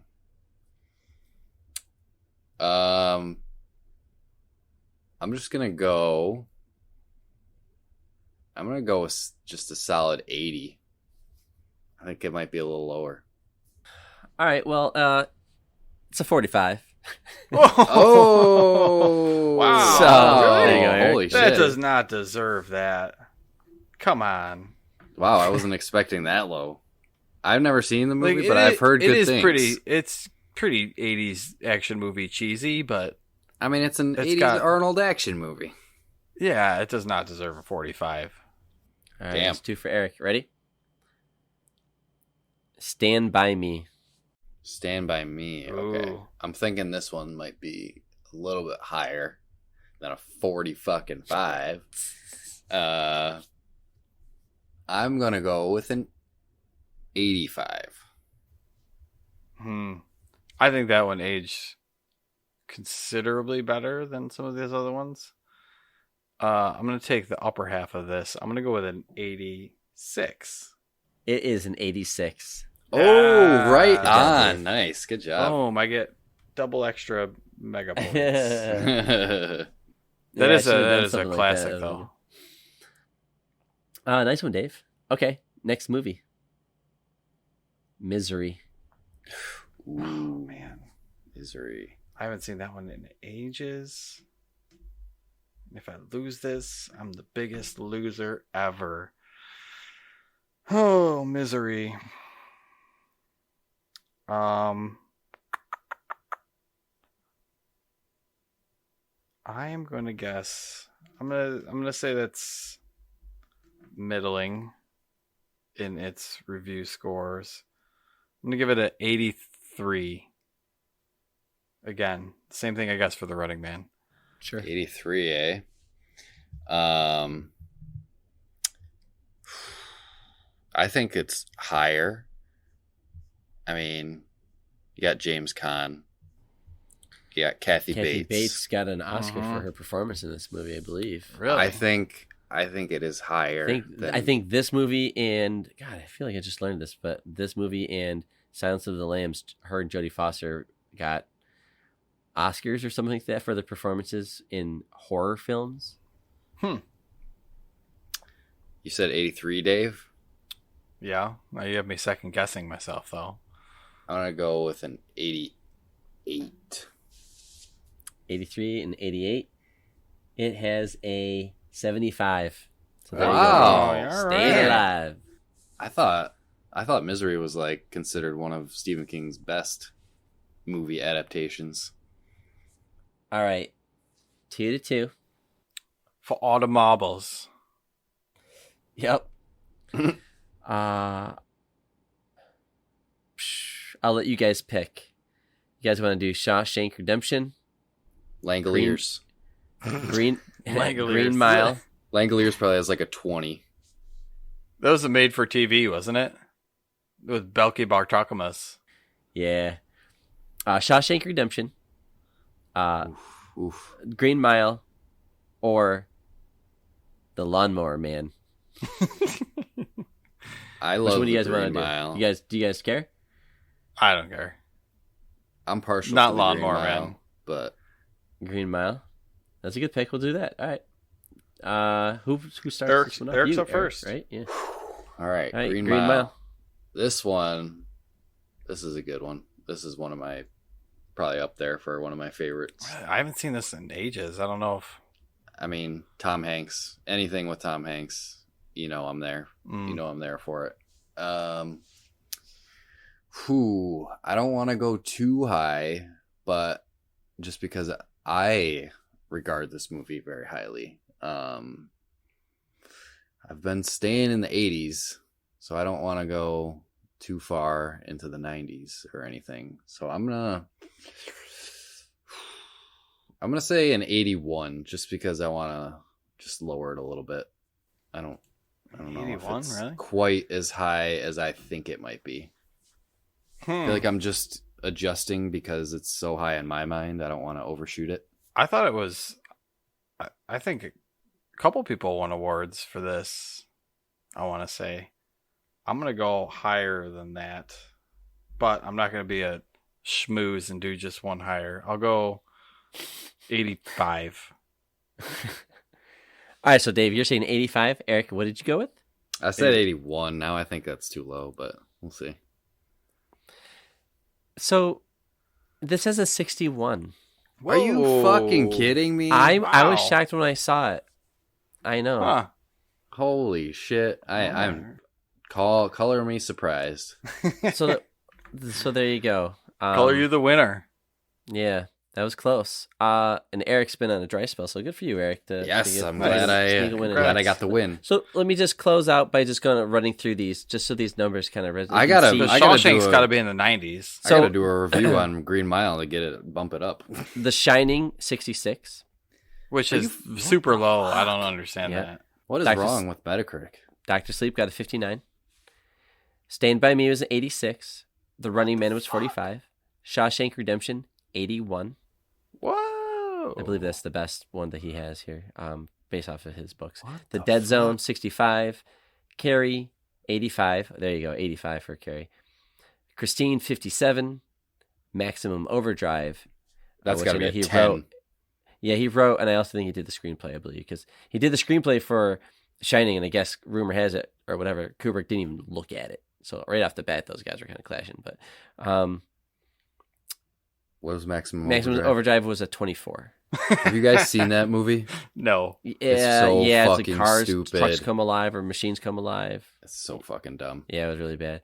Amelia Estevez, I think, was in that one. The Lawnmower Man, 42. Pet Cemetery, 57. Cujo, 57. Wow. Misery, 75. The Green Mile, 61. And The Dark Tower, a 34. I know there's much more I could put on here, but The Green Mile to me is outrageous. But Stand By Me, 86. Carrie, 85. Yeah. Shawshank Redemption, 81. So and Shawshank being 81. I mean, Shawshank is in any top 10 movies list of all time. Yeah, you think it would be in the 90s. I would think that would be 90s. Easy. Wonder what's up with that. I'd love to talk about a couple of these movies someday, but yeah, so there you go. So that was fun. That was some King loving for everybody there. Is there anything you guys want to say before we get out of here? Up next on the schedule, we have Dredd, not Judge Dredd, the Stallone movie, but Dredd, double D, Dredd. Carl Urban. Carl. Who also is in The Boys. Yeah, absolutely. And if you've listened this far, do us all a favor and tell a friend. Yep, tell a friend about the Nomads. All Nomads travel in packs. We got to stick together. So the more the merrier. Leave a review on your favorite podcast service and follow us on all the social medias at Nomads of Fantasy on Twitter and Instagram. I don't know why I got a little twang there. At the Nomads of Fantasy on TikTok if you're hip with the TikTok crowd. And you can email us nomadsfantasy@gmail.com with all your fun stuff.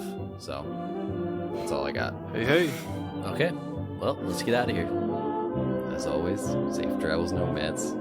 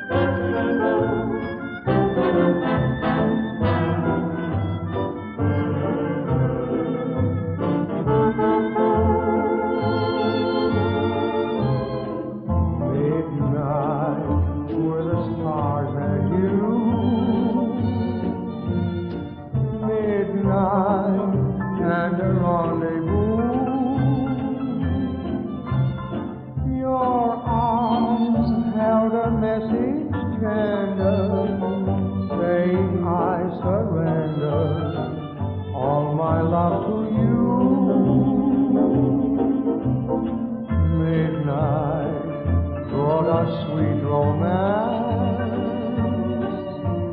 I know all my whole life through I'll be remembering you, whatever else I do. Midnight, where the stars and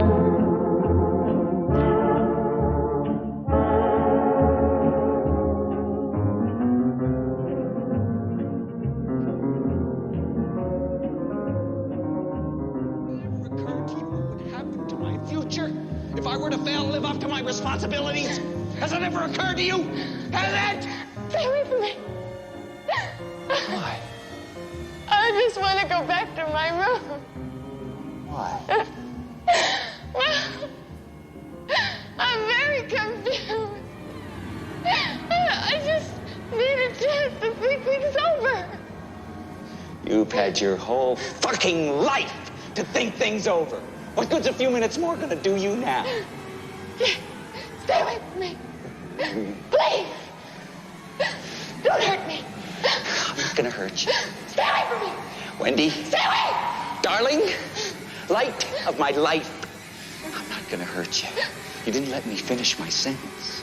I said, I'm not gonna hurt you. I'm just gonna bash your brains in. I'm gonna bash them right the fuck in. Stay away from me. Don't hurt me. I'm not gonna hurt you. Stay away from me. Stay away. Please. Stop swinging the bat. Stay away from me. Put the bat down, Wendy. Stop it. Wendy, give me the bat. Please. Stay away. Give me the bat. Stop it. Give me the bat. Stay away from me. Stop swinging the bat. Please stop. Give me the bat, Wendy. Stay away. Wendy. Stay. Give me the bat. Stay. Give me the bat. Ah, God damn!